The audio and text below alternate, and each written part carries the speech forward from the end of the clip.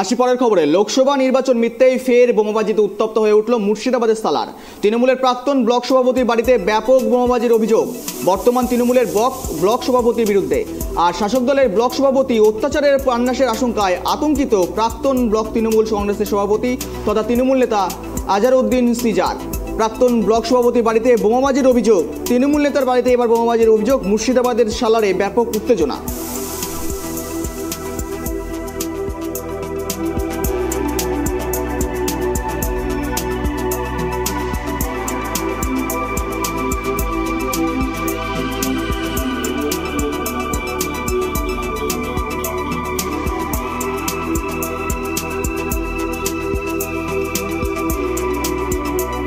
হিংসা প্রাক্তন ব্লক তৃণমূলের সভাপতির বাড়িতে ইতিমধ্যেই দেখা যাচ্ছে সালার, মুর্শিদাবাদের সালার, সেখানে বোমাবাজি, তার বাড়িকে লক্ষ্য করে বোমাবাজি। আর এই সমস্ত বিষয় নিয়ে আমরা আপডেট নেব। আমাদের প্রতিনিধি ফোন কলে জুড়ে রয়েছে সাগর। মুর্শিদাবাদের সালারে ভোট পরবর্তী হিংসার লক্ষ্য করা যাচ্ছে কোথাও? তৃণমূলের বাড়িতে, তৃণমূল নেতার বাড়িতেই পড়লো বোম, কি জানা যাচ্ছে এই বিষয়ে? একদমই দেখো, ভোট মিটতে না মিটতেই একদম শনিবার সকালেই কিন্তু সালারের যে উজুরিয়া গ্রাম আছে, প্রাক্তন ব্লক সভাপতি মোহাম্মদ আজহারউদ্দিন সিজার, তার বাড়ি লক্ষ্য করে কিন্তু ব্যাপক বোমাবাজি করা হয় বলে অভিযোগ। এবং বিষয়টা দেখা যাচ্ছে যে ওখানকার যে ব্লক সভাপতি, সেই ব্লক সভাপতির সঙ্গে যে প্রাক্তন যে ব্লক সভাপতি, তারই একটা অন্তর্দ্বন্দ্ব অনেকদিন আগে থেকে চলছিল। কিছুদিন আগে যে আমরা দেখেছিলাম যে ওই ভরতপুরের ওই সালারের মধ্যেই কিন্তু যে জায়গাটা আছে, সেখানে কিন্তু তৃণমূলের দুই গোষ্ঠীর মধ্যে সংঘর্ষ ছিল। তখন কিন্তু মোহাম্মদ আজহারউদ্দিন সিজারের সঙ্গে হয়নি, তবে যে ব্লক সভাপতি যে আছে সুমনের সঙ্গে কিন্তু সেই ঘটনাটি হয়েছিল। এবং আজকে আবার ফের সেই সুমনের সঙ্গে কিন্তু মোহাম্মদ যে প্রাক্তন যে ব্লক সভাপতি, তার সঙ্গে এই বচসা হয়েছে এবং তার বাড়ি লক্ষ্য করে কিন্তু বোমাবাজি করা যায়। ঘটনাস্থলে কিন্তু একদম মুড়ির মতন বোমাবাজি করা আছে বলে এমন একটা বোঝা। তবে এই ঘটনাস্থলে যেখানে যে ঘটনাটা হয়েছে, সেখানে কিন্তু একটি সিভিক পুলিশও জখম হয়েছে এবং সেই সিভিক পুলিশকে ভরতপুর প্রাথমিক যে স্বাস্থ্য কেন্দ্র আছে সেখানে কিন্তু নিয়ে যাওয়া হয়েছে এবং সেই স্বাস্থ্য কেন্দ্রে কিন্তু এখনো পর্যন্ত চিকিৎসাধীন রয়েছে সেই সিভিক ভলেন্টিয়ার।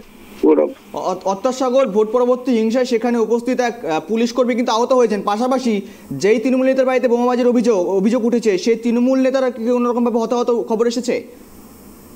একদমই দেখো, ওই বাড়ির মধ্যে কিন্তু যখন দেখে যে না ওই বাড়ির সামনে বোমাবাজি করছে, তখন কিন্তু তারা সকলেই কিন্তু বাড়ির মধ্যে তালা বন্ধ করে ভিতরে ঢুকে যায়।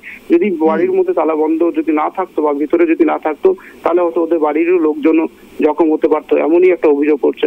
এবং পাশাপাশি দেখো ওখানকার যে পরিস্থিতি, সেখানে কিন্তু বোমার যে দাগ, যে বোমগুলো কিন্তু প্রচন্ড খতরনাক বোম এবং সেই বোমগুলো যদি যাকে লাগতো সেই কিন্তু ওখানে ঘটনাস্থলে মৃত্যু পর্যন্ত হয়ে যেতে পারতো।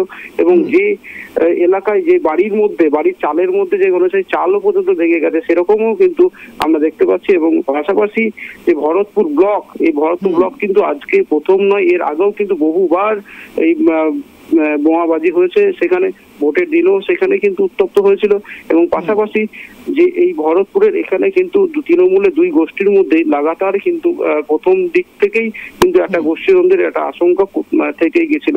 সেটা কিন্তু আজকে বাস্তবায়িত রূপ নিয়ে এই বাড়ির মধ্যে গিয়ে বোমাবাজি করে, এমনটাই জানা যাচ্ছে। একেবারে সাগর, সঙ্গে থাকার জন্য ধন্যবাদ তোমাকে। প্রাক্তন ব্লক সভাপতি বাড়িতে বোমাবাজির অভিযোগ। মুর্শিদাবাদে ফের গোষ্ঠী কন্ট্রোলের যার জেরে তৃণমূল নেতার বাড়িতে পড়লো বোমা, আর যার জেরে ইতিমধ্যে এক পুলিশ কর্মী আহত হয়েছেন। আর অর্থাৎ ভোট পরবর্তী হিংসা কিন্তু প্রকাশ্যে এলো ফের মুর্শিদাবাদের সালার থেকে।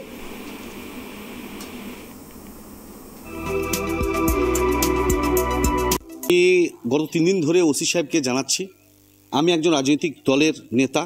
আজকের দিনেও আমি তৃণমূল দলের জেলা সম্পাদক।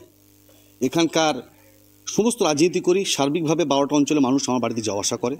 কিন্তু আমার বাড়ি যেহেতু জুনিয়া গ্রামে, তাই দেখবেন মুস্তাফিজুর রহমান সুমন ব্লক সভাপতি, তার নেতৃত্বে, তার নির্দেশে আমাকে বারবার খুন করার চক্রান্ত হচ্ছে।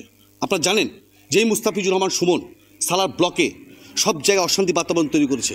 পূর্বগ্রামে মার্ডার, সেখানে সে 1 নম্বরে এফআইআর লিস্টেড আসামি। আপনি গত পরশু দিনও আপনার আলেপুরে একটা বোম্বিং হয়েছে। বিভিন্ন প্রান্তে বোম্বিং করাচ্ছেন এবং প্রকৃতিভাবে তার পলিসি অনুযায়ী তিনি এই বোম্বিংগুলো করাচ্ছেন। আমাকে খুন করা তার চক্রান্ত। আমি প্রতিবাদে সোচ্চার হয়ে উঠি, প্রতিরোধ করে উঠি। প্রতিরোধকে কণ্ঠকে দেওয়ার জন্য এই মুস্তাফিজুর রহমান সুমনের নেতৃত্বে আজকে এখানে আমার বাড়িতে বোম্বিং করা হচ্ছে। আমি খুন হতে পারতাম, আমাকে যে কোনো মুহূর্তে খুন করার চক্রান্ত চলছে। আর আমি আপনাদের প্রকাশ্যে বলে রাখছি, আমার বাড়িতে যা বোম্বিং হচ্ছে এবং আমি যদি খুন হই, তার জন্য মূল দায় হচ্ছে মুস্তাফিজুর রহমান সুমন।